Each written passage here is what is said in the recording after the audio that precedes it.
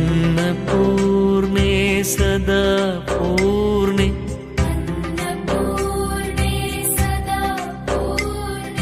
शङ्कर प्राणवल्लभे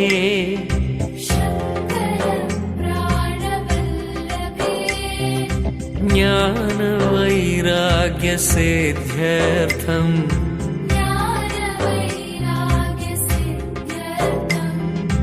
भिक्षां देहि च पार्वती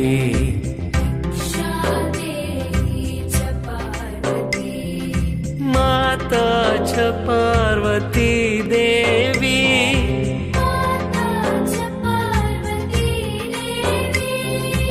पिता देवो महेश्वरः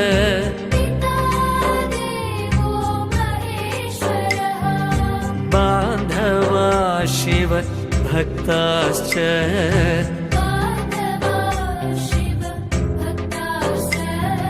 स्वदेशो भुवनत्रयम्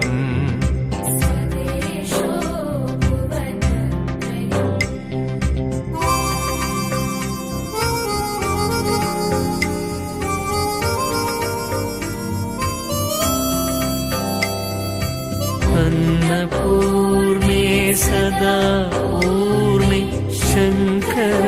प्राणवल्लभे ज्ञानवैराग्यसिद्ध्यर्थम् भिक्षां देहि च पार्वती माता च पार्वती देवी पिता देवो महेश्वरः बान्धवा शिव भक्ताश्च स्वदेशो भुवनत्रयम्